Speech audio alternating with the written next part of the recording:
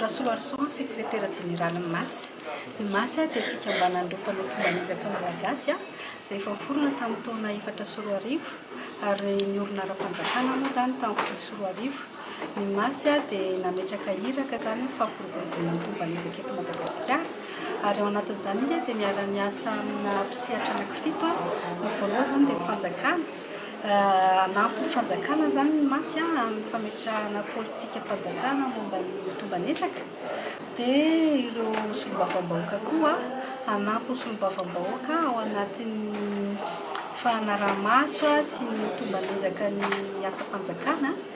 Dia anampy ireo fiarahamonim-pirenena koa amin'ny fanohinana izay fataony dia efa hita fa miroborobo. Dia anampy ihany koa ny sehatra tsy miankina amin'ny mpandraraha ara-toe-karena amin'izay ilay hoe fampandrosoana izay zany e. Satria matetika rehefa resaka fampandrosoana ohatrany adiny foana ny mpandraraha ara-toe-karena nefa ireny zany tena mampihodina ny toe-karentsika eto Madagasikara. Dia ny fahadimy ny akademia sy ny université ny mpikaroka zany satria ny tomban'ezaka dia efa fantatritsika hoe zavatra miova foana. Raha iresaka fotsiny zany ivelany zany ataoko hoe farafahakeliny isaky ny bolana eo dia misy mise à jour mialatsiny amin'ny teny baiko. Tsy maintsy atao dia mieritreritra zany zao hiaraka hiasa amin'ny mpikaroka zany amin'ny hoe fanatsarana an'ilay fitaovany amin'ny tomban'ezaka araky ny maha-malagasy atsika. Dia ny fahadimy miaraka miasa amin'ireo mpamatsy vola isan-karazany sy ny tetikasa isan-karazany satria tea mihetraka an'ilay hoe standard énorme zany eto Madagasikara momba ny tomban'ezaka. Fantatritsika fa ireo mpamatsy vola dia samy manana ny standard énorme, samy manana ny procédure. Dia nefa ny zavatra eny zany raha niresaka tamin'ny sultan'ny mpanjakana zay ao amin'ny ministère de l'économie sy planification dia hoe sarotra fandravonana satria samy manana ny fanoany dia raha mametraka rafitra ray zany fomba fanao ray standard ray eto Madagasikara dia mora kokoa zany ary mora kokoa ilay fanaovana fizomisy tomban'ezaka rehefa eo. Dia hiara-hiasa aminareo mpanao gazety satria natsoratra io na amin'ny Haino Amanjery satria anisan'ny zava-dehibe nareo amin'ilay hoe fitaizana vahoaka fampahafantarana an'zareo iny zany atao hoe tomban'ezaka.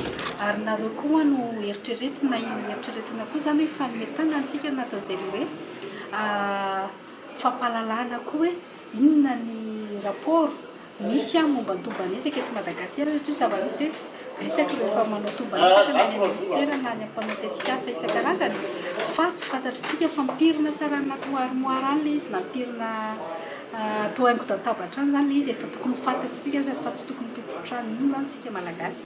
Zay zany mpiara-miasa MAS dia ity andro 3 andro natokana ho an'ny tomban'ezaka izay voalohany eto Madagasikara ity dia rahanay manatanteraka amin'ny ministère de l'économie sy ny planification ary nahazo famatsim-bola moa zany zay avy amin'ny PNUD programme toy ny coopération suisse ny UNICEF ary ny PGDI nametanana anay fanatanterahana an'izao dia iarahana amin'ireo havana avy any Dilam-Batokoa izay nanome fanofanana avolenta satria expert internationaux ireo tonga na miofana amin'ny fifanana antsika eto androandro Madame Marie Gervais avy any amin'ny Université de Laval any Québec zao izay anarana fantatra tokoa amin'ny resaka tomban'ezaka zany maneran-tany nanome an'ilay thème manao an'ilay thème hoe évaluation de politique publique.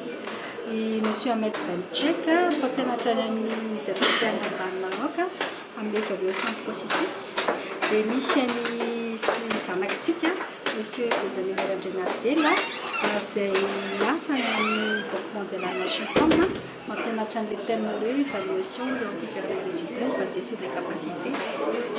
Mananjara tokoa zany tsika manana an'zareo androany izay fantatra fa tsy sarotra ny nazahoana tsy mora ny nazahoana azy zany fa ny ezahan'ny MAS sy ministère de l'économie sy ny planification zany ny ahatongavan'zareo eto Madagasikara miantsika izao fafanana avolenta zao.